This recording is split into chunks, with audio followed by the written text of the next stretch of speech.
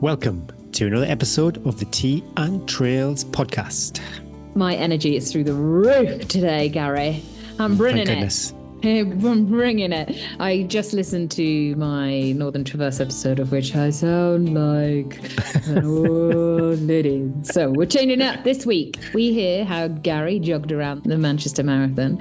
I've hobbled around crying for a week, and we see what you've been up to on Strava and share quite emotional tales from the trails. Thanks to our Patreon partners who share some awesome discount codes with us.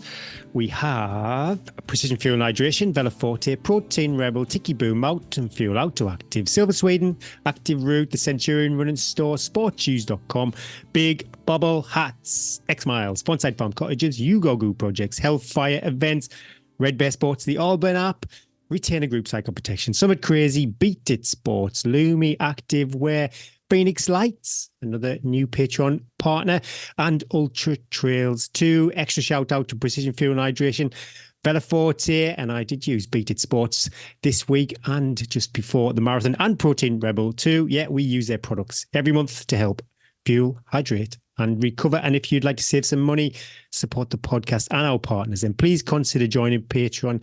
We couldn't do this without you guys. Also, pop over to Summit Crazy if you'd like to buy some awesome Tea and Trails merch. Thank you to Precision Fuel Hydration and Silver Sweden for sponsoring this week's show. Super grateful for your support. And happy birthday to Precision Fuel Hydration for becoming a teenager, 13 years old. Ooh, some rough years ahead of you. What are they going to have? They're going to get moody. They're going to stop replying to emails. They're going to sleep Did you ever watch Harry Enfield when he turned 13? Exactly what I'm thinking. Exactly what I'm thinking. If you are a patron, you get 15% off over at Precision Fuel and Hydration, and anyone can get 15% off their first order with the code CAPSLOCK T24. Super simple. Code CAPSLOCK T24. I feel I say the same thing every week, but I kind of feel there's a comfort in that. People like the intro. They know where they're at, settling into their run. You know what Eddie's going to say. There's going to be no curveballs. There's no smutty jokes. We're just safe. We're safe. We can relax in this introduction. It's the only bit I don't mess up. Right. Weekly deets. We were out of sync, so this is terrible. We're not in our usual groove. I listened to last week's podcast, and because it went out after the marathon, there was lots of talk about stuff that had already happened. So apologies for that. We'll get a little bit more in groove first. But yeah, who goes first this week, Edwina? I think let's talk about you, because then we're going to go into your interview, and so it's going to be a lot of you. So let's just start with you, and I'll be the little minor They'll be switching off already. No, Gary, I always feel you're the more popular person in this partnership. People tolerate me because I'm kind of there for the making sympathy. The simpleness. You're the love. People are like, Gary. If only they knew what I was really like. Because the last time we chatted, it was Northern Traverse post. I did feel so bad, Gary, because obviously you'd had quite a week. I'm a grown up. This. I did it. I decided to do it. I know, but you were tired, and it was possibly like the worst thing you could have done before the marathon, but maybe it wasn't, because it took your mind off it, took the pressure off. True. 100% a welcome. Yeah, exhausted. Got to own that, but 100% a welcome distraction. And I did think, actually, when I was going up to Manchester, the build-up, I was so super distracted with the Northern Traverse. I wasn't really visualising the race, so I was a bit worried. Like, normally I'll say myself, ugly tears, hands outstretched, running down the mile, high-fiving everybody. There was none of that. There was none of that with Manchester. And I was just thinking, oh my goodness, but is this race important to me? Yeah. No, not that it's important, but I felt like your focus had been on the Northern Traverse and not on you for once. Yeah. Maybe that's a good thing. Well, I think it was in the whole week. So basically, my taper week, we'll talk about this, I suppose, when I do the physical interview, but it was not a conventional taper week for me. Normally, I would do a little marathon paced session, quite a lot of running still, probably maybe 30 miles before the actual event. But being so fatigued, I just completely focused on sleep. And yeah, maybe 2 of those days at least were 10 hours plus in bed, which, yeah, I still had to peel myself out of bed. I never jump out of bed these days, but yeah, that was really, really welcome. And like I said, not even my precious marathon pace effort, but classic taper, you'll know this. Taper comes, snivels, all the aches and pains. So lots of Lemsip. And with that extra time, because I was prioritizing sleep, loads of foam rolling and mobility, and that achy back, the glute, the hamstring, the knee. Yeah, we seem to get on top of that. Yeah, and for the first time ever, I've moved away. I've moved away from Garmin. I've never used any GPS device apart from a Garmin. Yeah, the lovely team over at Suntour, because I did gush about it a bit on my review. They said I could keep. They said I could keep hold of it for a bit longer. So yeah, I ran the marathon with the Suntour. There's a few. I think I've got just this random workout on the Sunday. I think I maybe worried a few people that this it was an early DNF or something like that. But yeah, Suntour was fine. And that was it. You know, got to say, before the event, a huge thank you for all of the good luck messages I received. Overwhelmed, truly humbled. It was lovely. You'll know this from Northern Traverse. Lovely, warm feeling. Should we talk about some running dates though, before we talk about me? UTMB and the ARC. Do you want to discuss this? Have you seen this over on social media? Well, I don't know enough details to discuss like what's going on, why that's happened. Well, I'm curious if UTMB are literally reaching out to any event. Oh, I think they are reaching out to any event. They want them all. I'm quite pragmatic though. As much as, they have a bad press at the moment with the collaboration with Dacia, with the kind of CO2 emissions and this whole UTMB circus, got to say, if I ever had the opportunity to be on the start line, I'd still jump at it. It's still phenomenal. Sure. And also, it was only in England, the UTS, that you could qualify. And that's not, that race is a very different skill set to the ARC for Trish. So it is opening up another race for people to have a chance if they do want to do the UTMB. Yeah. And I won't judge. We will not judge on this podcast. They must have their eyes on a northern event though, because Wales and then South Coast, they must have a northern or a Scottish one. I wonder what it's going to be. But yeah, if you're not a fan of the UTMB, don't do it. So many. Step away. Yeah, there's so many races out there. Go and run the UTMB route with some mates as a recce. That will be, even if you do the race, that recce will be 1,000,000 times better than following 1,000 Frenchmen with their batons up the climb. What about you? What was your week like? There are no words, Gary, to describe how terrible my week was. Deep fatigue. Deep fatigue, a deep depression. I was just chatting to an athlete before going, I'm very lucky with my mental health that it's pretty positive. I'm a pretty upbeat kind of person. I can handle the highs, the lows. It's pretty level. But oh my God, that week after, I went from this lovely bubble of people and the race and the finish. And I had such a lovely time afterwards. Oh, when we were sitting in that hall, Shane fiddling with my feet, cups of tea, like it was just such a contented feeling after the race. Yeah. And then I got home and Bryn had to go straight away for a week, and I was left with the kids and the dogs, and I just didn't cope very well, Gary. I felt for you then. If you felt. See, I remember after Dragon's Back race and my mobility was pretty much zero and you just had to do all of that. I was lucky I had Lisa. Yeah. I said to Bryn, do you remember when you did Dragon's Back and you lay on the sofa for a week? And he is like, he's no sympathy. Like, you're much stronger than me. You're fine. Oh my God. Yeah. I had a couple of days where I was like, I couldn't see the light for the dark. And I was just like, even like, trying to do the food shop was just like, it was almost beyond my emotional, and it was just like, I first felt absolutely criminally tired, and my legs didn't feel so, but my feet were like that someone had crunched them in a meat grinder. They were keeping me awake at night. They were so sore. And then of course got the dogs, they were going, I was trying to walk the dogs or just stand and go, you need to run, dogs, go mum can only just stand on this track. Anyway, day by day I have got better, come back to life. I've started eating vegetables again rather than just crisps. Gary, I ate so many crisps. I'd start about 5 on the salt and vinegar cheese. I've worked my way through pizzas, peanut M&Ms, crisps. Disgusting crisps. Love it. But I didn't really want any vegetables. The thought of it, I just wanted beige stuff. Anyway, I have slowly got back. I've got caught up with the laundry. Blimey. Had to wash my deck shells about 4 times to get the mud out. I can walk the dogs. Did a tiny little jog with the dogs, walk jog today, just to How move are your a bit. feet though? Are they not like super sensitive still? No, so my big toes are like still singing the song of 1,000 men. They're like tingling, coming back to life. But yesterday I was able to like bend my legs round so that I could really scrub my feet, which was so satisfying because they're still muddy, and they feel much better today. I'm back in my normal trainers rather than Bryn slippers. So I had to do all the school run and everything in Bryn slippers, not even in my slippers. Excellent. And Evie's school's on a little hill. I was like, Eves, you're going to have to kind of like pull me up. And you could have went for gym jams too. That's the standard uniform around here for a school run. I probably could have. I did feel that I could put on a pair of leggings. Anyway, coming out the other side, and I am reflecting, heavy reflective mode. We'll talk about that more. Heavy reflex. Heavy reflex. But I feel much better. Yeah, the week, well, if you're in it, you've been there, you did the Northern First, any of these long runs, you know, God, that week after, never, ever, Gary, again, am I being left on my own for that week after a long race. I am going to I will pay somebody to come and cook food. And could be a service. Could be a competition prize the week after the race. Come and bathe me. Flooded with entries for that one. Like and share. Anyway, it was done.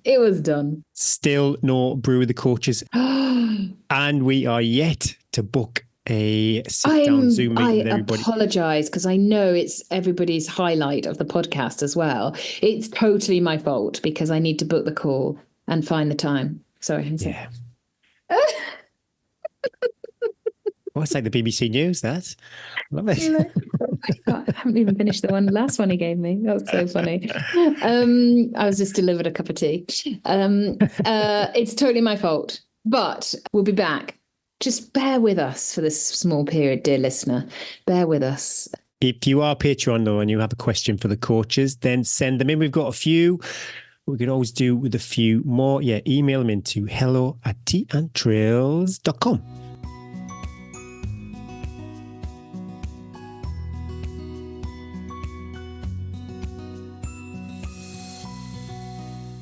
We are super lucky this week to have got hold of Gary, the man, the myth, the treadmill busting, no sugar eating, cinema protein guzzling, friend in a million, Manchester Marathon cracking, 2:58 and change.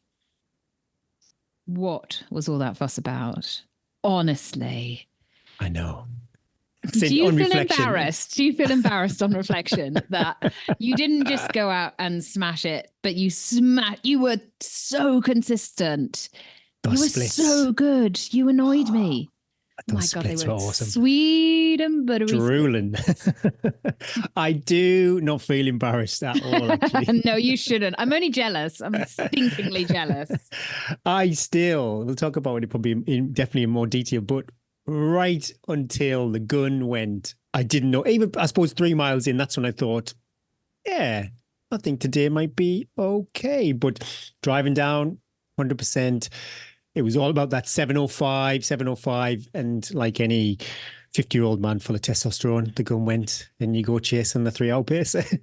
Okay, let's start in the morning. Did you sleep the night before? You stayed at home the night before? Yeah, we had I think we talked about it in the podcast, a really not a normal taper week for me, totally prioritized rest, and which is good that I had 2 decent 10-hour plus sleeps, because the drive down to Manchester in the morning for me was we left Wingate at 4:30 a.m. You had some ski race get-ups.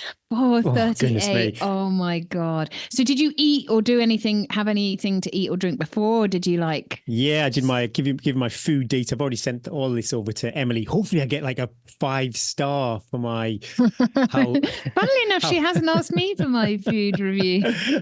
How accurate my information was. But yeah, so I had overnight oats just to get me out the door, cup of tea, and because I was nursing a little sore throat and a headache, hot lemon and honey. And then I scribbled down in my hand 144 beats per minute. That was my red line. Do not cross the red line.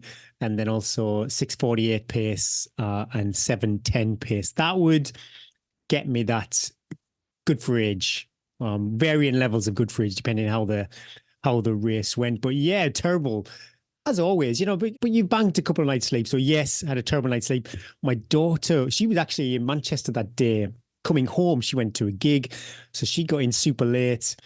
Everybody was just up and about. It was like a real rotten night. But I always think, you can cope with a bad night's sleep as long as you manage to get a couple of good night's sleep previous. And I had two, although yes, I did scrape myself out of the bed still those days. Yeah, 10-hour plus sleeps. Awesome. Who was your driver on the way to the marathon? Who was the designated driver? Coxie, Justin Cox, good friend from Sedgefield. We've done lots and lots of races. We went to Valencia together, Berlin together. We've done London together a few times. He was on my Bob Graham round too. So yeah, super, super strong runner. Was he running too? Yeah. But he'd already achieved his good for age. We basically, we chat quite a lot. So I'm not too sure who thought we should do it again because we'd both dropped out of that good for age merry-go-round. So I'm not too sure. Probably me. I'm always the one that's kind of putting these things out there. So I thought, yes, let's both of us try and get good for age. York was the first crack, and obviously Dragon's Back race meant I was going to struggle for that. And he did it then. I think he was just over 3 hours, so he'd comfortably got under. He's a V52, so comfortably got under that 3:10 hurdle. So it was all on me. Yeah. But Justin's like a real steady ship. He's not like me, bag of nerves all over the place. He's a nice, calming influence. Did you have tunes on in the car? Was it the party bus or was no, it just me on full send for 2 hours. Oh my God, poor Justin. Oh my God. Do you think he had an AirPod in one of his ears and was just silently? But it's super chilled. Yeah, really nice, super early. So that's obviously not great. But yeah, a really chilled journey down. What did we do? We stopped off in some service station, double espresso, rolled the dice on that. And then did you have to wait a minute for the double espresso to work its magic, or did you get back in the car? Got back in the car, and I had so much food. Oh, so I had the porridge pot before we left, and then because it was easy, I had these little the porridge Quaker Oats bars. They're like little bars, like flapjack, I suppose. Chomping on those, drinking my pH 1500, the Precision Fuel Hydration drink, and yeah, poor old Justin still sandbagging. Oh. Literally sandbagged all the way to the start line. How was the parking for a big event like that? Oh, I'd say yeah. So we did the park and ride, parked at the Trafford Centre. Then we got the tram in, park and ride. This is if people want to do. I'll give you the deets because if people are thinking about maybe first time marathon, it would put me off. It would put me off. Like I'd get anxious about the travel, not the marathon. It was super easy. So we did the park and ride. That is free as long as you buy a train ticket. So that's nice. And then it wasn't a very long journey at all into Manchester. Then we had probably a 15 minutes walk to the start. So as far as an event's concerned, logistically, that was really easy and was great. When we got to Manchester, you then were aware of elements of the course because walking to the start, you went over some of the course. And I was just like looking at these long, flat straights thinking, oh, yes, this is awesome. There was twists and turns. Obviously, also, you're always going to kind of turn corners and stuff like that. But fundamentally, it was a runner's race. And then lose. This is another good thing, actually. Loads of toilets, no issues with that. And I never done this with a race, but it went off in waved starts. Normally, everyone rocks up at the start line and then you just funnel yourself through. Like Great North Run, it's probably changed since I've done it. It's been such a long time. But last time I did Great North Run, I think everybody kind of starts together, but you just shuffle your way through over the start line. This was, I think it was 10 or 15 minute waves. So Thwaites went off. They were long gone. Then 10 minutes later, we went off the red start. And that really took the pressure off. All the toilets, all the loo queues or anything like that. I literally, where the start line was, it was maybe a 2 or 3 minute walk to Portaloos. And 5 minutes from the start, I just went for a final wee, no issues whatsoever. Yeah, it's queued up, got in, not like, goodness me, York Marathon. I remember missing the start because I was stuck in a toilet queue, like literally 3, 2, 1, and I'm sitting on the toilet. It was absolutely horrendous. None of this with Manchester. So yeah, if you're a first time runner or you are going for a time logistically, yeah, 100% without a hitch. Yeah, awesome. I could not fault it. Baggage, all of that stuff, everything was a breeze. And Manchester's quite 30,000 people there, but because of this staggered start, it just didn't feel like London. How many people were in your start then, roughly?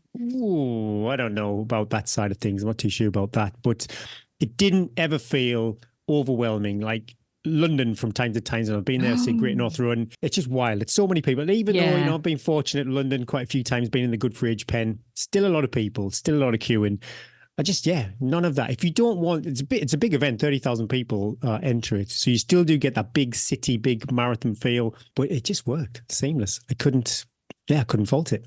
Before we go to the start, what's your kit of choice? You alluded to your super shoes. What were you wearing? I had just my Sedgefield Harriers t-shirt. I went for a t-shirt. Normally I go for a vest. I got a tattoo when I was young and I really don't like it. So I cover it up as much as possible. So that's why I got to see it now. It's a horrible tramp stamp. It's not a nice tattoo. It's not good. So I think about, Lisa says every now and again, why don't you just get it removed or get another one that you actually like, put over the top of it. But I leave it at the moment, at least, as a reminder just not to do hasty things.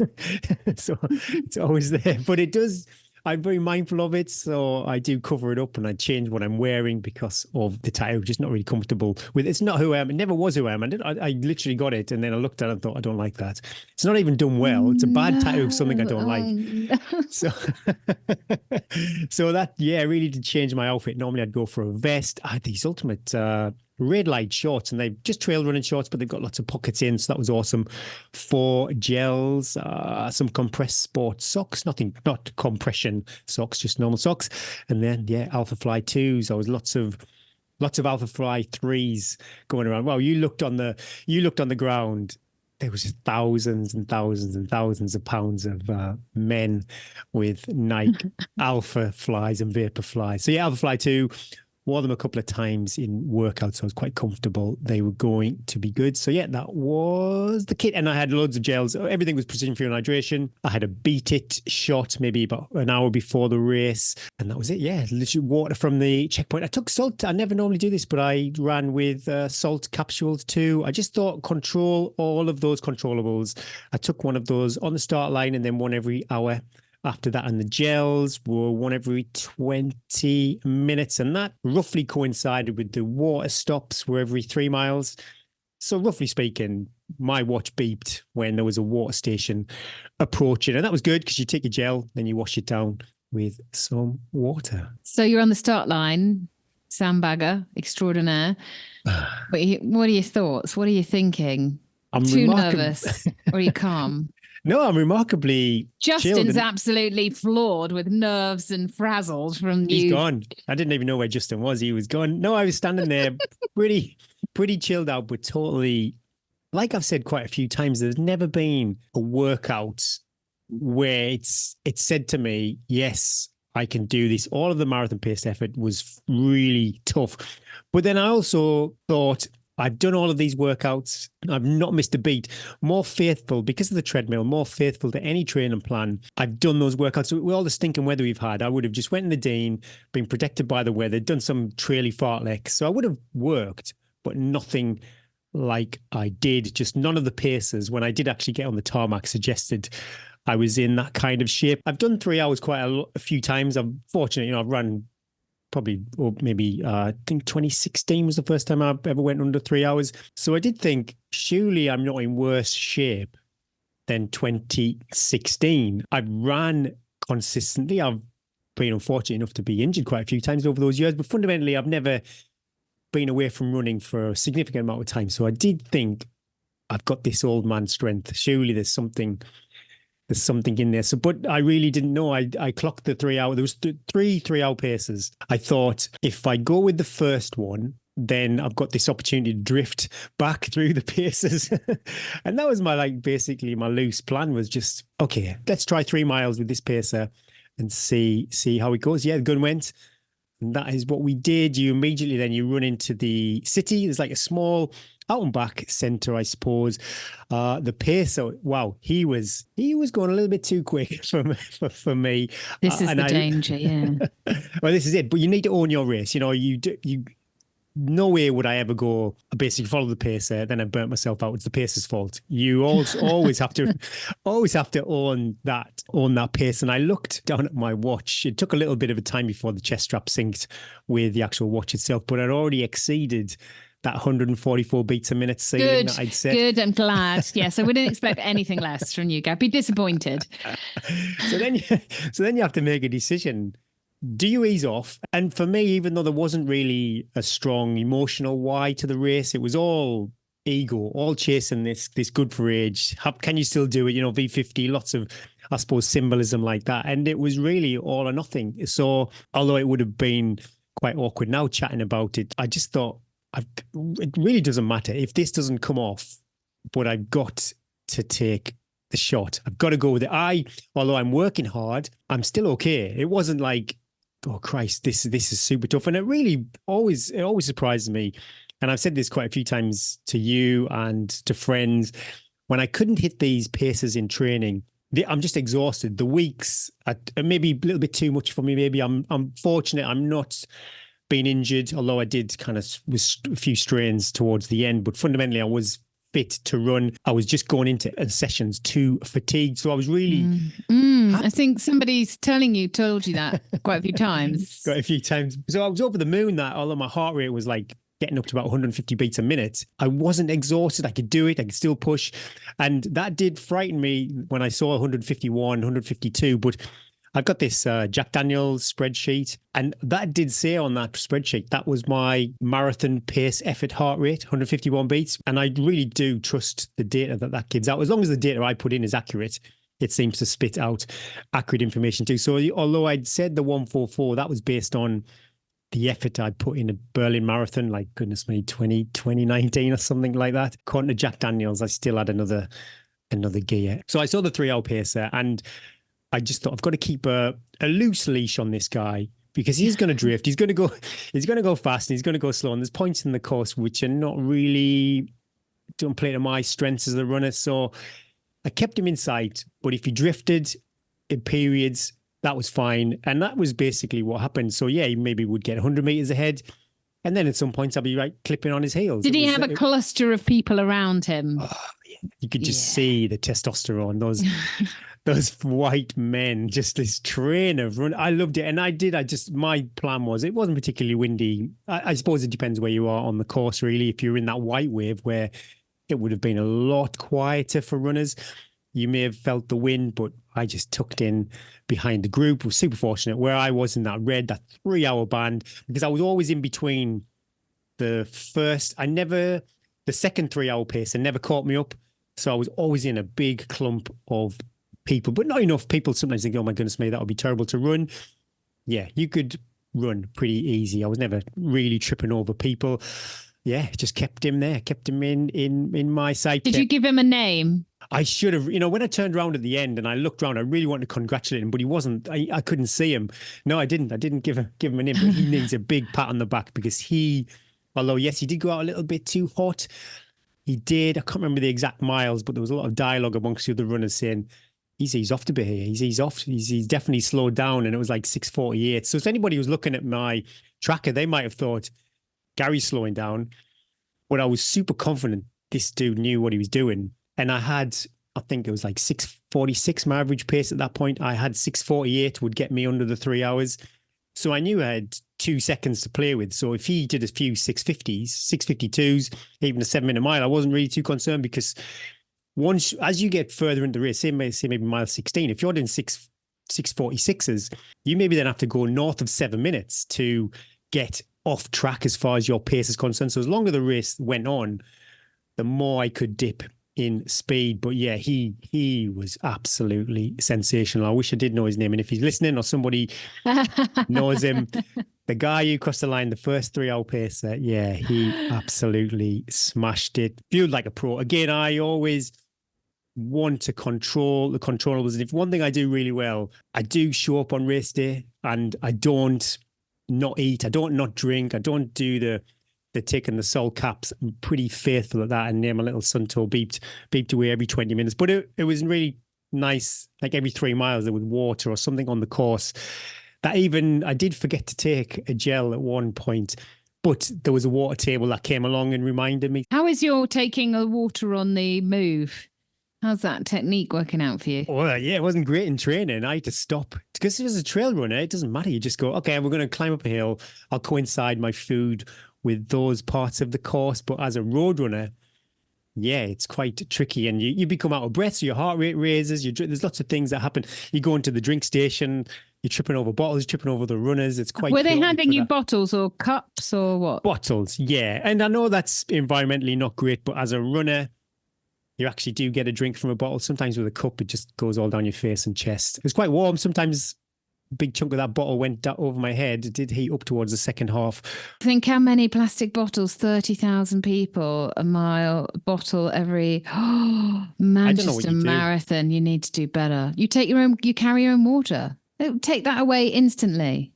Carry your own water. True. You could do that. Yeah, everyone's got hydration vests these days. But yeah, fueled like a champ, didn't experience any energy dips. So fundamentally, yeah, I was on like 90 grams of carbs an hour, 3 of those precision fuel hydrations, 2 caffeine gels, the salt caps. And for how much sugar I shoved in that body, it really behaved itself. It was absolutely spectacular until I finished, and then everything comes out. And yeah, that journey home. Yeah, so you're getting your tracker. Basically, we had you starting, we had your 10K split, and then we had your half marathon split.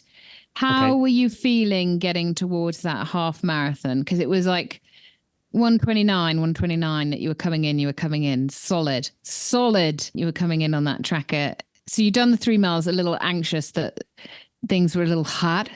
Did it steady? Did you feel quite comfortable then coming into that half marathon? I felt amazing because I've said this quite a few times. I don't know if I can do a 20-minute 5K. The thought of doing a sub 90 half marathon, that blew my mind. And to come through 129 and change and feel okay and working but in control, I loved it. Yeah, absolutely loved it. And that's when you've cracked the race, but then you start counting the miles down after that. So yeah, that was a wonderful feeling just to get there, waiting for the wheels to fall off, but no significant signs that it was going to happen anytime soon. Was that bit up then, like 13 to 16 to 18 miles can feel a bit like no man's land, can't it? That you still got a while to go. The leg tiredness starts creeping in a little bit. I was keeping my mind busy, basically. I was thinking about the pace. You thinking about me? Yeah, all the time. Thinking about you. Lots of support on course. I'm not too sure if they were listeners, but you get lots of shout outs for your name because you've got your name on your bib. There was bands on the streets. There was DJs out there, kids with their little pop-up feed stations, high five and getting the little power-ups from the Mario signs, that homemade signs that people have made. So loads of distractions to keep me busy. And what I did also, I basically, in my head, I'd made the marathon 24, 25 miles because I thought, well, that last mile or 2 miles is, if everything's okay, it's going to be relatively easy. That's your home stretch. So that seemed to get the end came to me. I love that trick. Yeah, a lot quicker than what it would normally because the count up to 26 miles. And that last 2 miles, I don't want to talk about too early, but it didn't feel too bad. And like you say, no, I've been to that kind of 16 to 21 mile place in a race and it just seems to drag. No, it didn't. There was one tough part around, I think it's Altrincham. I always feel a bit embarrassed saying hills because, we all know what the hills are being trail runners. But in a road race, anything puts the fear of God into you if you see a climb. And what I did there was, because that is I said earlier, there's points in this race that is not my strong point. That's when I let the paces, the elastic stretch quite a long way. And I just kept the effort the same. And I think that was the only mile that went north of 7 minutes, like 7:05 or something like that. But I just thought to myself, don't push this. Don't take my heart rate up to 160 just for the sake of like this 1 mile. Yeah. Keep it that 150, 152, whatever it was. The pace had drifted off. And then when you've done these it's like 2 small climbs, but then you have a big descend after that. And then I think that mile was like 6:35 or 6:37. And then before you knew it, I'd caught the pacer up again. So don't fight. That is not, I don't know why, really frustrating that for all the hills that I hike and run, I just know on cross country, I just drift back as soon as I try to run up a hill fast. Even on the treadmill, I've done so much treadmill work, but it's not my strength and I didn't fight it. I just let that go for that mile. no ego attached to that. And just, yeah, I knew eventually, because that pacer, he did keep the splits even. So his pace probably did increase. When I do the training on Thursday, Rob always says, as soon as it goes flat or a little small kind of slope to run down, I just seem to drift away from. We've got a few groups within us. I'm definitely not the fastest in the group, but that little group that we run with, I'll maybe drift away for that period of time. So I knew if there was a downhill to come, I'd catch him up. I'm on him. Did you talk to anybody during the race? Not a soul. Not a soul. There was a bit of chat. Was there any chat? Yeah, was there any chat in your group? Yeah, only when it was evident that the pacer was slowing down. After he had his kind of fast start, he did rein it in a bit. After you kind of come back to Old Trafford and you start running out to Sale on that side, he definitely had a few slow miles there, maybe the 6:48s, and there was a bit of chat in the group. But I think everybody was quite happy that there was basically the chat, oh, he's slowing down, but then it also kind of backed it up with, well, he did quite a few quick miles initially. And when I say quick, they weren't really quick. They might be like a 6:44 or a 6:46. But when you're 6:52 is 3 hour pace, then a 6:44 that's pretty hot. I wonder how fast you have to be as a runner to be a pacer for the 3 hour marathon to comfortably know that you can do that. I would need half an hour in the bank. I would want. Yeah. I would happily put my hand up to do a 3.5 hour pace for a marathon. Anything faster, and I'd be like, ooh, just a little bit. Yeah, when I did York Marathon last year with Ray and Mark, that was like about 4 hours, and that felt really tough. So I would definitely need half an hour. Seems like a stretch when I think about those numbers, but yeah, you've got to be super confident, and especially that. Well, everybody's pace is super important to them people. But you have these big milestones. You've got your 3 hours, your 3:30, and your 4. A lot of people riding on you to show up that day. A lot of pressure. Gary, you can never do it. It'd be way too much pressure for you. Oh, God, no. Okay, there's got to be, this is far too positive, this race report so far. Any lows, any moments where you had to dig a little deeper where you thought, I can't do this? Oh, you're so annoying. No, it was the only part right. So the pacer had done all the work, and I thought, right, I'm going to make my move. And I drifted past it. I went past the pacer. Oh, and that's quite high risk. But then I started to open my legs up and I run. I had the energy to run. I was fine to run, but my hamstring had other ideas. So I just went back to the pace I was doing. Apart from that when you turn around the corner to the finish, you see the gantry, and then everybody speeds up. Then you seem to find something then. But fundamentally, and I thought I could have run. Please don't take this the wrong way, listeners. I'm not. I don't want to kind of blow smoke up my own arse. I could have gone quicker. Anybody knows who's done any race where you're on the line, you might think you can, and it might feel great, but you just, if I'd have been running, say, 6:42s instead of the 6:46s, I think my average pace, that could have been a whole world of pain. So and I think that's how you do a good marathon. You just keep that right side of turmoil. And that's why I always say to race any event is super tough. You know, for someone to say to me, it's easier to do this than do that, then it all depends on what you're trying to get out of that physical race. But to rinse yourself on a marathon, I'd argue with people. I'm not too sure there's another event out there, because you are sailing. It's like the event horizon. You know, you go a little bit too far, and then everything after that is out of your control. With an ultra, you can puke and rally, classic on an ultra. And there's some events, you know, somebody said to me, oh yeah, do a 15-minute 5K. I'll go, well, I just can't do that. That's the hardest thing ever in the world. It's impossible for me. So they're all different, the events. But I think with a marathon, when you are pushing yourself to the limit for even 3 hours, you know, I appreciate it's quick. It's still a long time. And it is super, super hard. So yes, it felt comfortable, but I'm very mindful. I've done enough of them. When you just run a little bit too quick, that can very quickly come and bite you on the bum. And I saw many a person. Did you? Yeah, it was carnage. So again, you mentioned about that 16-mile period. That is when I'm grateful I was on the right side of it. But that's when the tide comes in, and our little 3 hour group, it was like Pac-Man, basically. We were just like whack, whack, whack, just chomping these strugglers who haven't they would have run a real good time, but they just out of nowhere you just see this body in the group, and then they just slowly drift and then just get spat out the back. It's brutal. It's absolutely brutal. Did you listen to anything? No music. Did you have your ear? Were you planning to? No. I never do that. I never race. I really need it when I'm training. That's a hangover from first ever Lakeland 100 where it destroyed me. I needed just a distraction to get out there, but I'm pretty good even on ultras, 24-hour races, Lakeland 100, Dragon's Back race. Never tune into anything. I just love the day. I love the event. I love the kids being out there. I love to soak up all the noise. I didn't think it was going to be as noisy and as busy as it was, but yeah, the good folk in Manchester and all the different suburbs like Sale, Altrincham. There's a few other places that we went through that I remember the signs. They all came out and it was a lovely day. So that does help. But yeah, no, I like that. I love to soak it up. I love to soak the atmosphere up. How did you feel at the finish? There's a picture. Someone took a scridshot on the Facebook group. There's literally a picture of you and your 800 middle-aged white men all around you. Well, it's like it is a release, isn't it? It's all of the stuff that I've been holding on to. There's been quite a lot of emotional stuff that's gone in my life during this training. It all just comes out at that moment. And obviously that stuff, emotional stuff, it's still part of my life. It doesn't go away, but yeah, it's just a time to release. And yeah, if you there's big ugly man tears. Ugly man tears. It's not a few ugly man tears. But overall, you were pleased. I mean, it couldn't have gone any better. On reflection, yeah, I trust that process. Trust that even anyone who's listening to this and they're training and it's hard and they're struggling, trust that taper.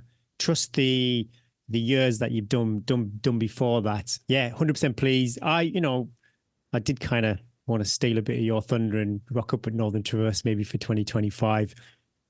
But yeah, back on. I'm so fickle, Eddie. Back on with the tarmac, because that was the journey. It was literally see if I could do it. Not one last time. That's like maybe a bit too much, but just keep trying, keep pushing, and yeah. Well, what do you think you can do? Were you going to try and run faster?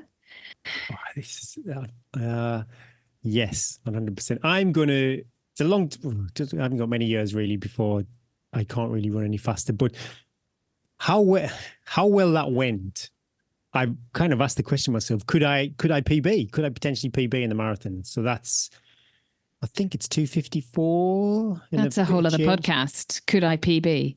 Could I PB? So yeah, I'd love to see it too. But then it's funny, they're just numbers, aren't they? I'm invested in your journey because it's you and I love you. But I wouldn't get me out of bed that chasing 2 or 3 minutes just because it's too hard. Well, I'm well and truly in diminishing returns. I appreciate the effort that it took to get here. And to go again.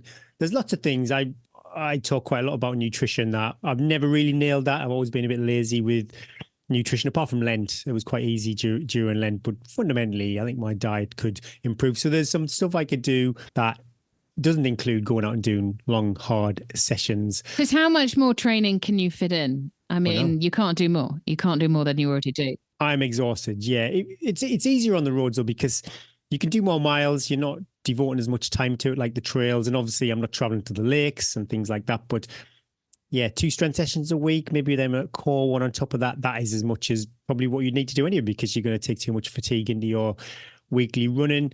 Mileage has pretty much faithfully been 80 miles plus most weeks, unless I've been doing something else in particular. But yeah, you couldn't really. I do think about this sometimes. If you could just go all in for 6 months, even now as a 50-year-old, if you could do that, if somebody else would do everything. I think you get injured, Gary. You were on the cusp. You were on the cusp of being injured just by doing your own loosey-goosey.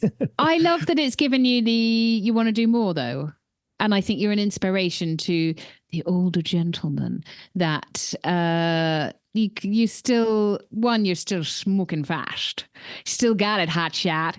And but you still want to go faster. That's something that maybe lots of us as we get older, I don't have that feeling.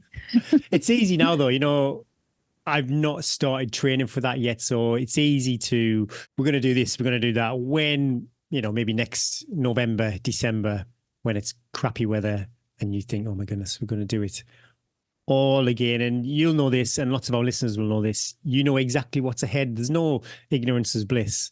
with any training that you commit to. It's lots of repetition, lots of showing up, lots of fatigue, quite a chunk of disappointment too, and then hopefully it all comes well on the day. But yeah, I'm super motivated to ultimately, yeah, I'd love to stay on that good for age train. I'd love to hit that 3 hours, 305, whatever it is I need to be comfortably under the threshold. That still involves a certain amount of commitment. So why not, while you're invested in that journey, why not see if you can PB? If I could do it as a 51-year-old man, PB in the marathon, which people will obviously disagree with me, but I think, like I said earlier, I think the road marathon, to race a road marathon is probably the hardest discipline out there, I think. Do you ever see on like the Lakeland 100, you get those classic, the people who've literally, you see on Ironman where they've literally emptied the tank and they're just staggering over the line. I don't really see that on ultras. You see it on obviously triathlon and Ironman and like a broken I think because you see that like 3/4 of the way through, and that's when people stop. Yeah, but that's and staggering. Normally by the end, that's staggering. I've seen on road marathons people literally just crawling over the line. Yeah, never seen that. Never seen that on an ultra. I could create that. I'm pretty sure I could do that to myself if that's what you're looking for. I don't think I'd have a problem with that. Anything you do differently in your training build up? I'd have to say no. Oh, I'd put the treadmill at 1% incline instead of going. Yeah, because you're still crap at running up a hill. Yeah, but I did huge training blocks with big running uphill, but just don't seem to have maybe that. Not the right intensity, maybe.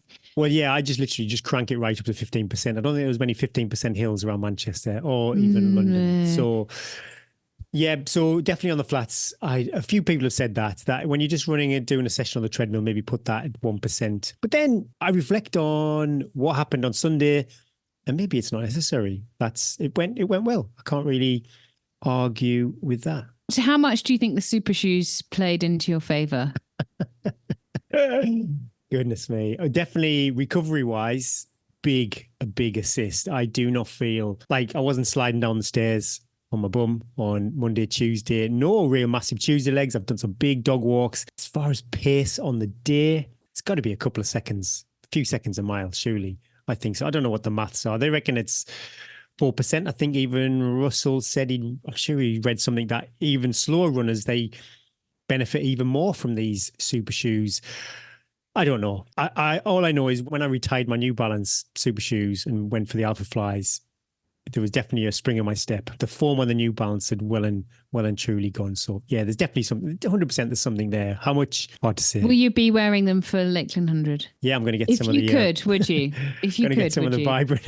No, they're super unstable. Honestly, you can't even walk in them. They're horrendous just to walk in. It's once you run, that's... I've never run in them. I'd like to try, but it's quite an expensive... Yes. It's quite an expensive shoe to just try. Richard came on the Tea and Trails podcast. He resold his Vaporflies or Alpha Flies. So if the race course leaned into that kind of shoe. Please do it for Lakeland 100. Just take those corners wide. You'd be fine. What are you taking from this marathon into like now the Lakeland 100 now? A lot more confidence. Yeah, definitely confident. I feel there's more confidence about you. You've got a air of... cocky. It's the only thing I wish Manchester was maybe a month earlier, because like I said, 14 weeks now till Lakeland 100. Yeah, there's enough time, but I definitely need probably a good 2 weeks to think about start running again. I feel okay. We're going to do Thursday. Just an easy run because we've got two friends doing the London Marathon, so nobody wants to be pulling up any trees on Thursday. So that will be my first run. That's the only thing I wish the timing was better, because then I could have a good rest and then go a full block into Lakeland 100. But yeah, I know having that heart rate higher for a prolonged period of time, I can suffer a bit more than I thought I could. If I was training for a Bob Graham round, then yeah, I might be a little bit worried because there's not so much running, but there's a lot of running the Lakeland 100 course. I've got no idea who the other V50 men are. If I can do this... Now we're going to start defriending people and finding... Well, I saw Daniel Bai right at the finish, and he pushed his sub 3 hour target too. He's on the start line for Lakeland 100.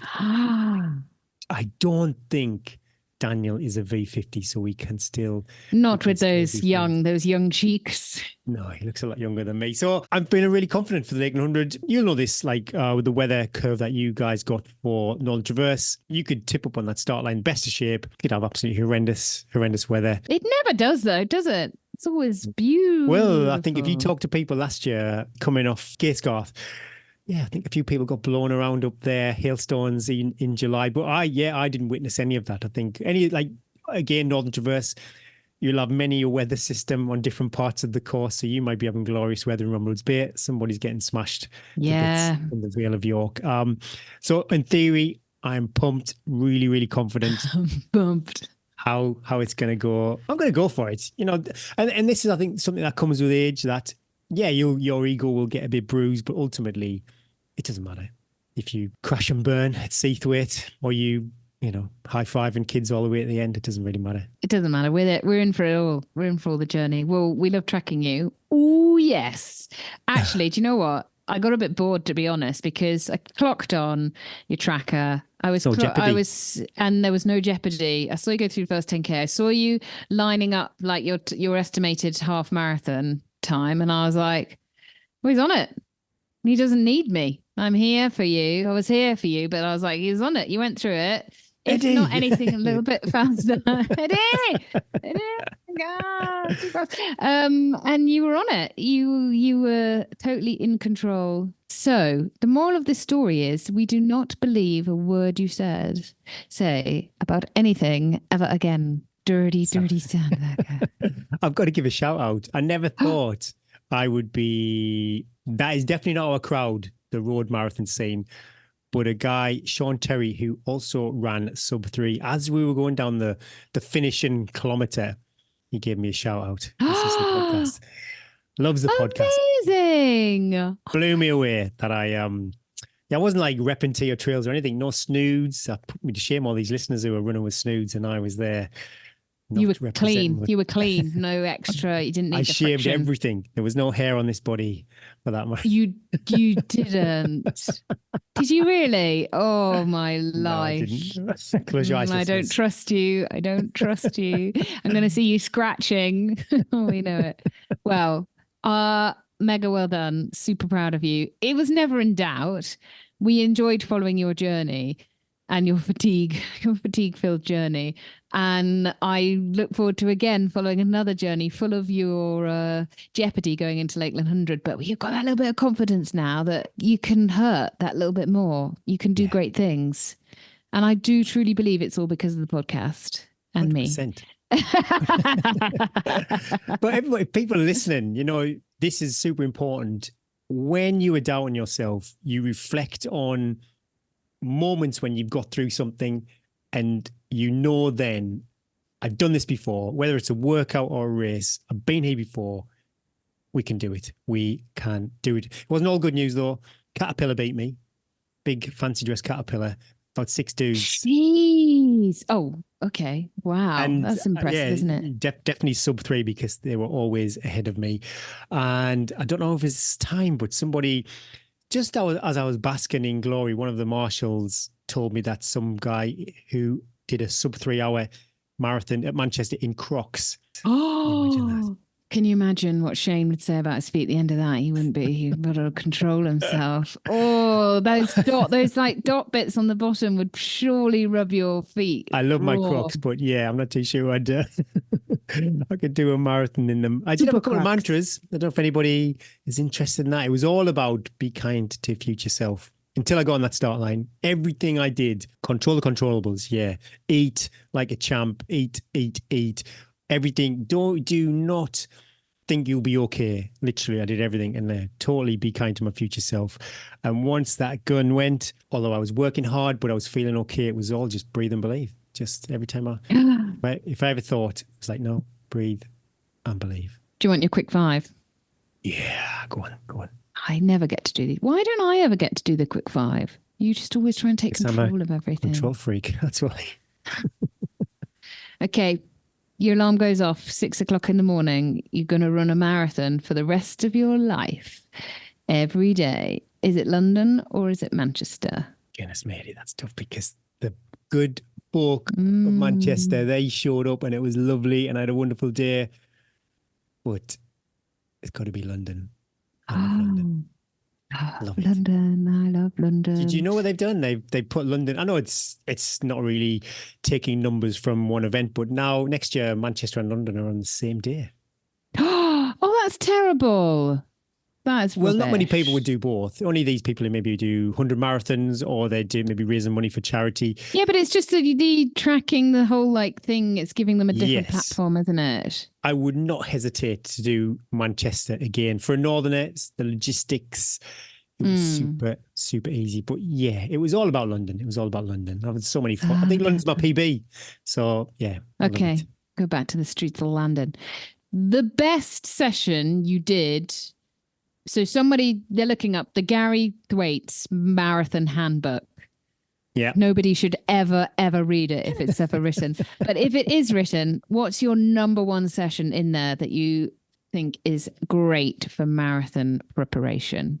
Ooh, well, I remember one session Robbo and I did that I was really fond of. Was it, oh goodness me, was it 4.4s, 4.2s, 4.1s, 4.30s uphills? That was a monster. We both went home. Oh yeah, because you thought that one was going to be easy, and it was. Yeah, and I nearly put a 4.3s in it, and so glad we didn't. I loved some of those because they always fill me with confidence. This is one session. People are flicking open the book. They want the one session. Well, it was the 10 minutes and then 5 times a K and then the 10 minute sandwich. Yes, you did that a lot. You did a sandwich session a lot. Yeah. And I think those are great, not only physically really hard, but mentally working through that session. Well, that last, depending on what the week was, I think sometimes it was it was a 15-minute sandwich, then with the kilometers in the middle. To do your first 10 minutes or 15 minutes, then do your kilometers, but then go, oh my goodness me, I've got to do 15 minutes. And you do it. And like I say, the treadmill always filled me with confidence. Yeah, they were good. And they're big, long endurance sessions. You're doing a marathon. You're doing a marathon at the end of the day. And also any session you can put the word sandwich in makes it just sound more fun. So love a sandwich. Okay, I've just finished the Northern Traverse. You've picked me up in the car. You're taking me home. I am starving. What you cooking, Gary Thwaites? Pesto pasta. I love a pesto pasta. A pesto? Do you think I'm going to accept that? I've just eaten pasta every single checkpoint. Pesto pasta, that's what you make for kids and want more fancy. I love pesto pasta is my quick dish. Oh, I like a risotto if I've got time. I'll have the risotto. You will have spent a bit of time making me a risotto. Where your pesto for your pasta, you're a red or a green fan? Oh, if it's gnocchi, we go red. If it's regular, we go green. Jeez, you guys are wild in Wingate. Wild. Crazy. Okay, you're towing the line at Manchester Marathon. You can run it with anybody in the world. They're going to run next to you. They're going to run really comfortably. So they're going to be able to chat to you. They're going to be able to pass you snacks. Who would you choose to be your running buddy? Did that be a runner or just anybody? Anybody. Elvis Presley, the king. The king of rock and roll.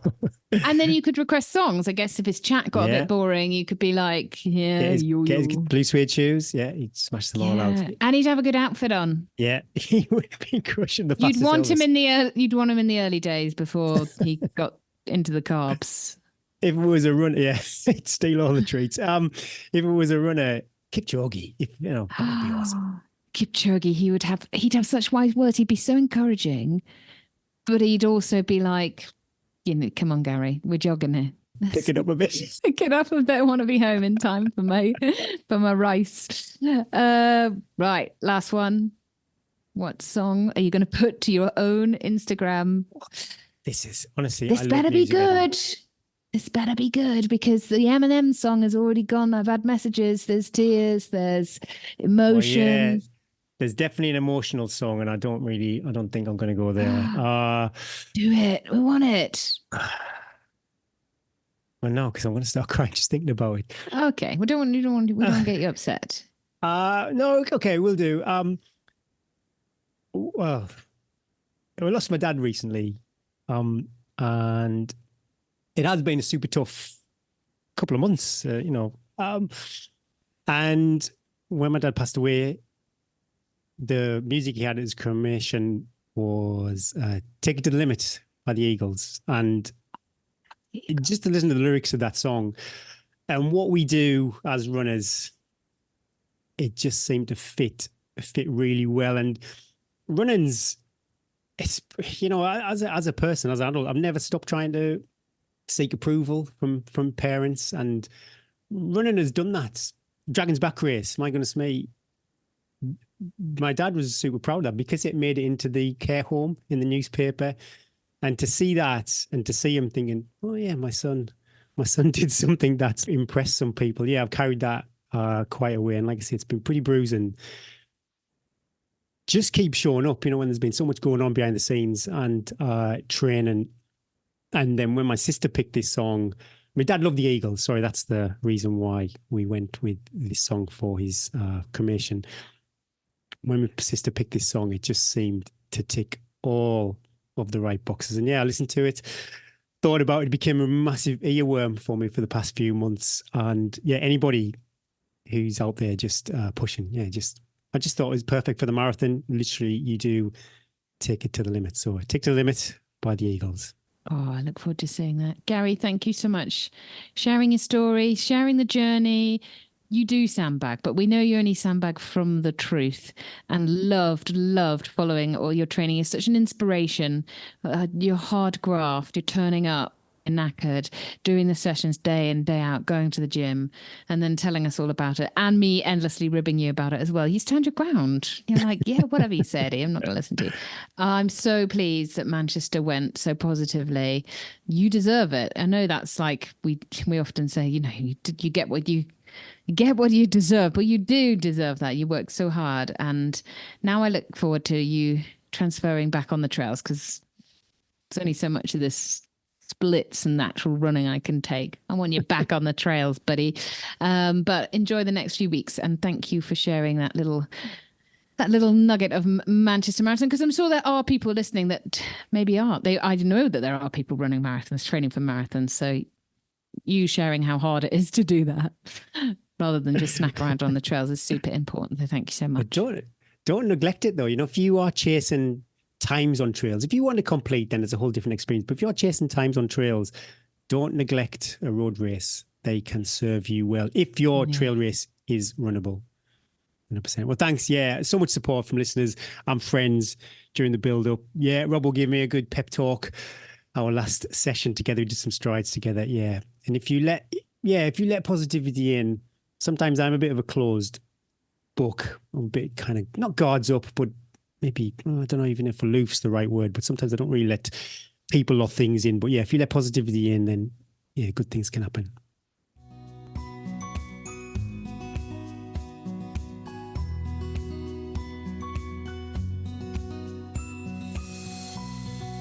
Thanks, Silver Sweden, for sponsoring our Strava Club and Tales from the Trail section. Don't forget, patrons can save an handsome 20% over at silversweden.uk. First off is the Strava Club and Karen Alford. Yeah, Punk Panther, Skipton Skedaddle.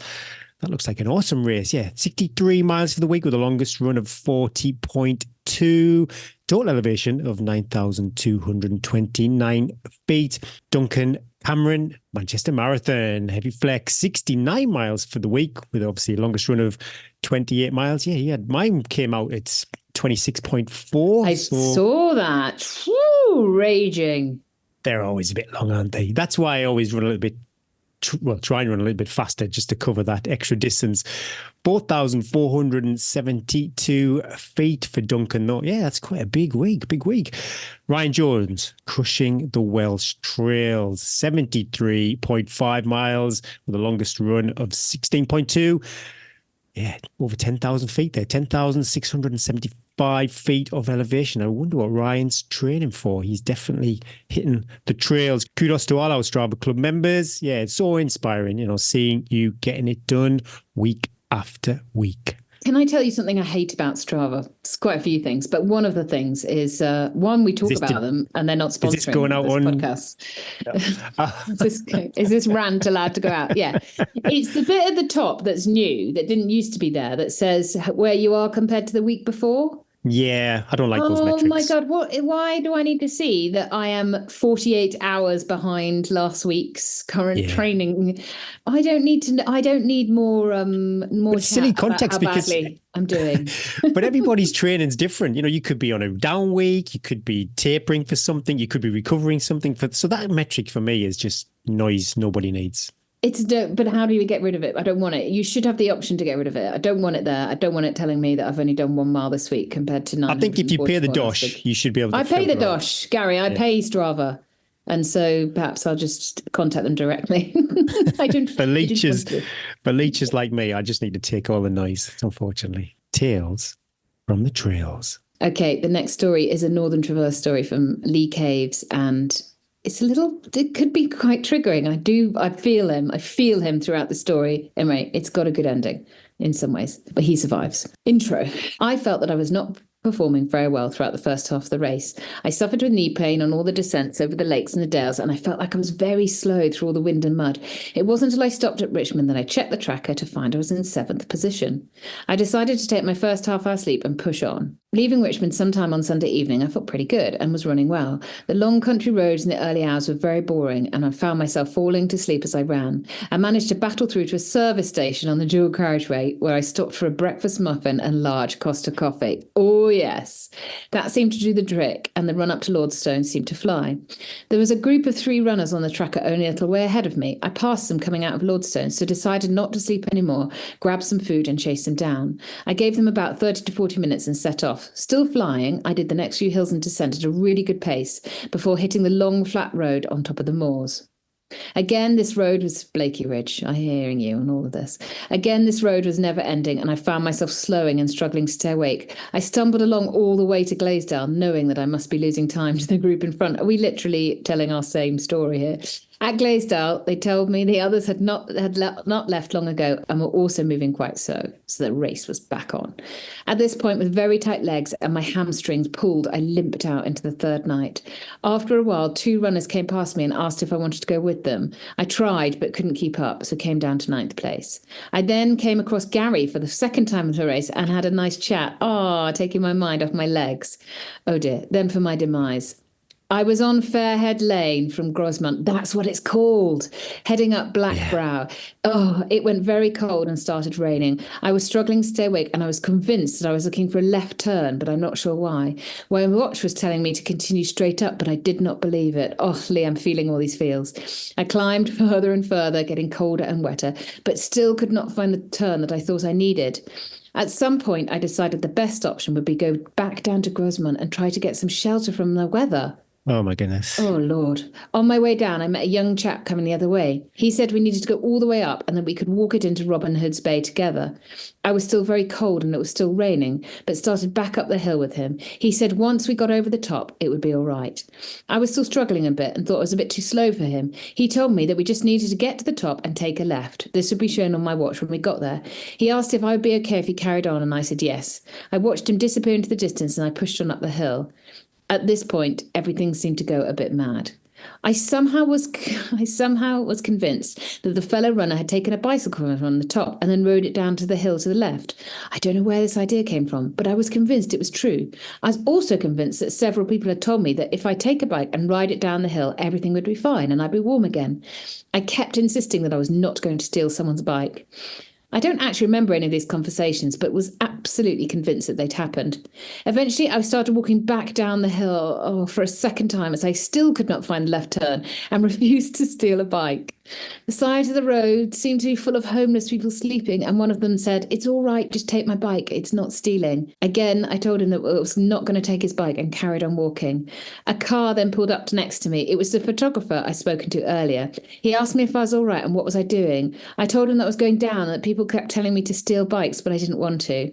He explained that there was no one around and I must be hallucinating. I agreed, as I knew how stupid I sounded. He offered me a lift until I was ready to pull out of the race, but I was not ready to make that call. He contacted the support team and helped me find my warm layers to put on as I was very cold and wet. The support team then put me in the back of their van while assessing me. They made me eat some food and put on my leggings and waterproof trousers. Why did you not have your trousers on, you donut? They explained they'd not let me go unless I convinced them I was okay and could still make rational decisions. Gosh, they wouldn't let a lot of people past at that point. This took over an hour, and all the time it didn't feel real. I thought I might have finished the race already and now dreaming all this. I was trying to be careful with what I said in case it was real and they pulled me out of the race, but I was struggling to know what was real and what wasn't. Amazing, eh? They eventually let me out to continue. They told me they were going to keep an eye on me and that I had only one chance. If I did anything wrong, they'd pull me out. I got out of the van and started walking back up the road. I think I knew then that I couldn't do it. I slowly walked away, still looking for a left turn that didn't come. I kept looking back at the headlights, getting smaller and smaller, thinking they will come and get me in a minute. But they didn't. Eventually, I turned around and walked back. As I approached the lights, a chap was coming the other way. He just tapped me on the shoulder and said, "Get in the van." Oh, and that was it. The race was over. I think we all knew my race was over, but I wouldn't make the call. And because of how close I was, they didn't want to call it either.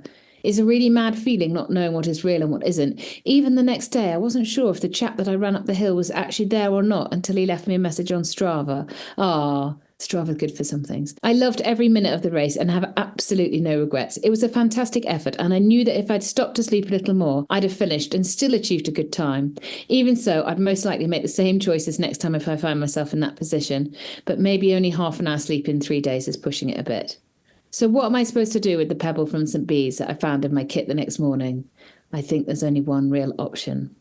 Thanks again, both of you, for adding to a great adventure. Lee Caves. Oh, Lee.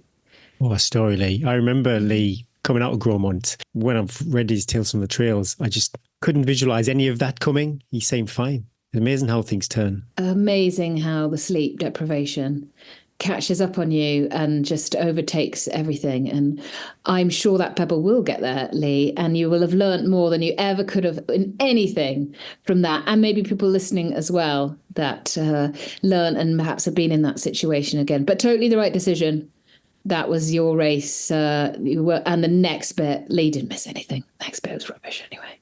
Filthy. Thank you for sharing. We love sharing your tales from the trails. Keep them coming in. Please email them to hello@teaandtrails.com. You don't need 5-star reviews. You don't need all you've done is bask in glory of Manchester Marathon this week. You don't need them. But... Oh, please. I love a 5-star review. Hey, I'm only joking. You deserve everything. Love it. This is now the only podcast I listen to. The only one I've missed was the one where my hubby was announced as the winner of the big bobble hat. Sorry, James. Love all of it, but Gary and Eddie, you really make me laugh as I appear to be permanently injured. Oh my goodness. Listening to you two and the Brew, the coaches, has given me a massive kick up the bum to prioritise strength and conditioning so I can get back out there. Jude 975 via Apple Podcasts. Get in the gym, Jude. Get in the gym. You get strong, get hench. I mean, Gary and I, we love the gym. So it's not a chore, is it? But definitely it was a saviour on my Sometimes it does feel like a chore, gotta say. Oh yeah. I mean, it's not all fun, but we do it. But I love glutes of steel. I love that my kids hit my butt cheeks and they still wobble. How can that happen? How can that happen? Thanks for all your lovely comments over on Spotify and your 5-star reviews. And if you can spare a minute or two, it would be awesome if you left a review. It helps loads spread the word and get our There were podcast. a couple of people that I ran with on the Northern Traverse that didn't know about the podcast. And I'm not you, Gary, so I don't sell it to them. But people I'd be running with would go, "It's Eddie. It's Eddie from the podcast." And they'd be like, "Oh, I don't know that." And that was a bit awkward, wasn't it? it was a bit awkward, especially when I put it on and I said, "Just borrow my AirPods. Just give me a minute. I'll find a good section." Competition. Hellfire Events are supplying the prizes this week. 2 free entries for one of their backyard ultra events. The events take place in May, June, August and October, so lots of choice.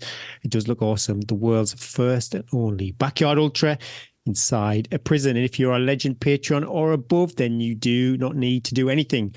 You all go in the hat. How many of them are going to want to win this? Maybe you need to say you want to win it, and then you're going to feel you have to do it. Everybody else will need to like the competition post. It is in our Facebook group, or maybe give it a bump, actually, see if we can get to the top so you can see it, and share the competition post, and make sure you check your privacy settings because we can't always see who has shared the post. Winners picked at random, 22nd of April.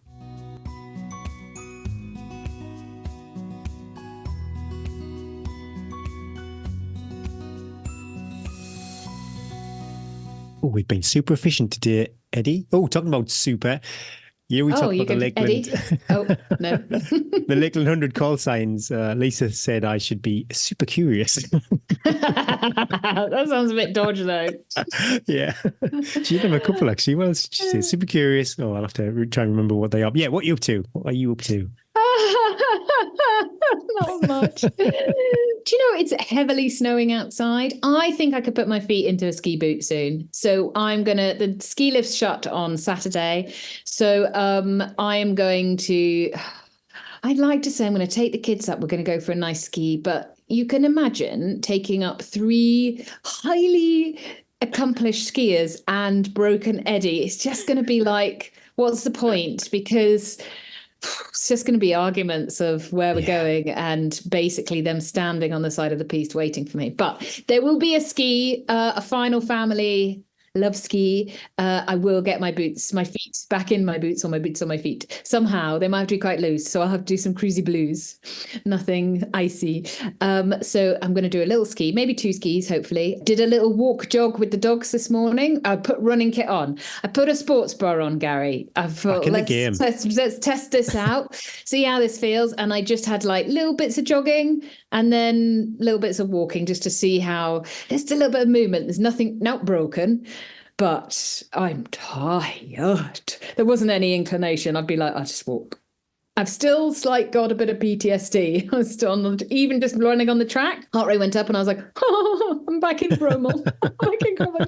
Going up that hill. So I'm going to go back in the gym next week. I've got a little nice back into it gym plan. Ooh. I think that will help with the hormones, the happy hormones, and a bit of movement, bit of mobility, upper body, no plyometrics, no jumping around, but just lunge, just get those quads working again.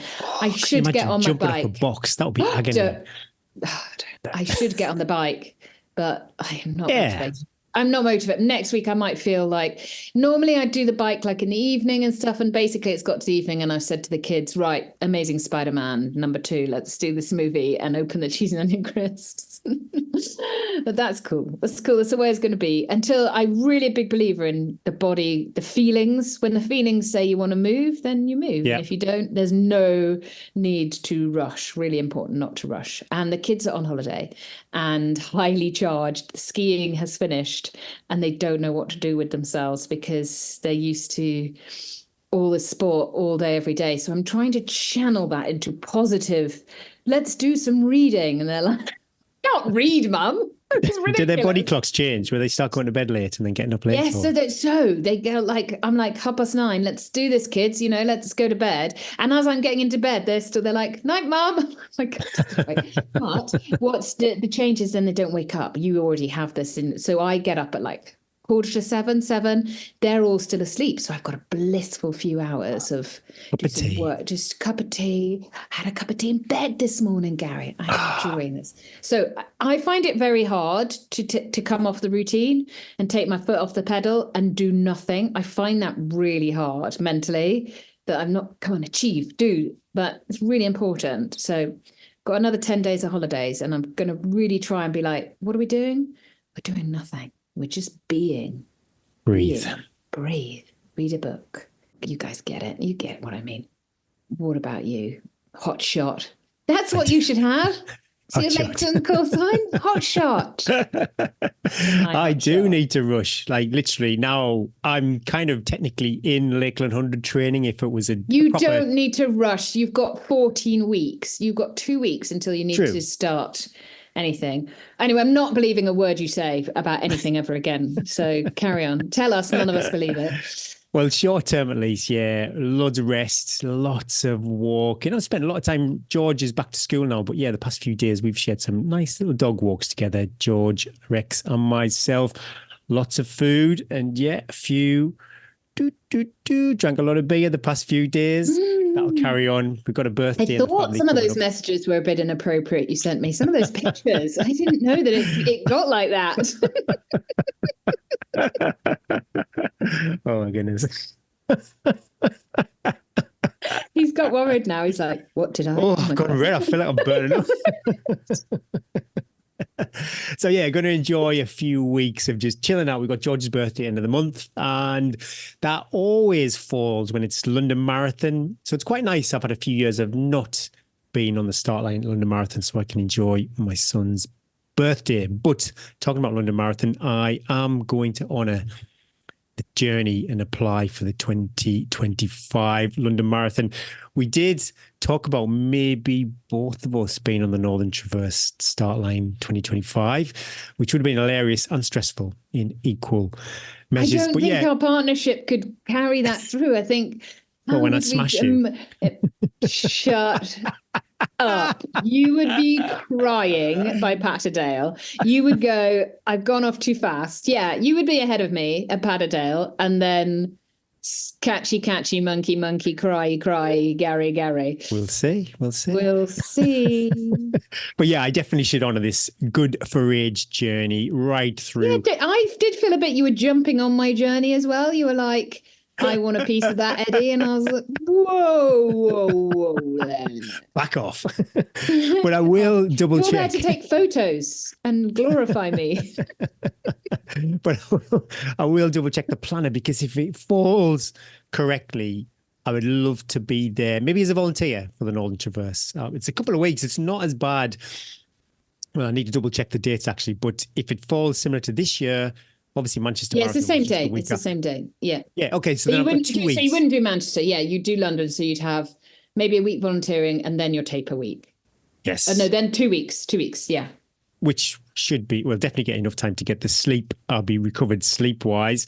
So yeah, I fancy that. I really. It feels like the dots are all in line. So that's good. I can focus on that. And yeah, talking about call signs, maybe. It should be Sandbagger. I should change my call sign to Sandbagger. Also, me and Robbo, I don't know if you ever noticed this, maybe it's just something I've observed. When you go past farms in the countryside, you see some farms that are super tidy and some not farms many. Most farms are absolute. You think, could you just not tidy that machinery into a line?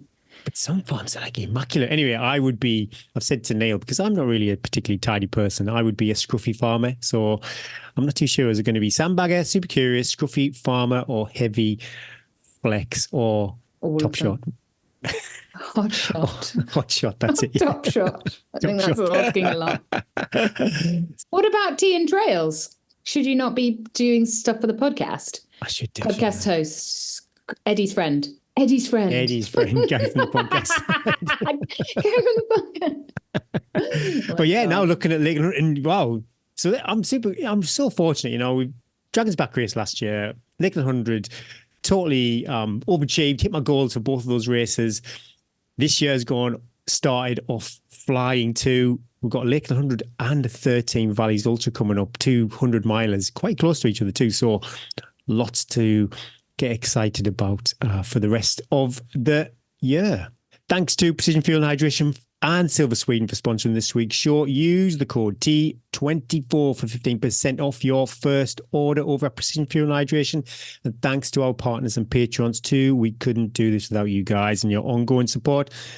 Thanks again for all your love this week. You rock.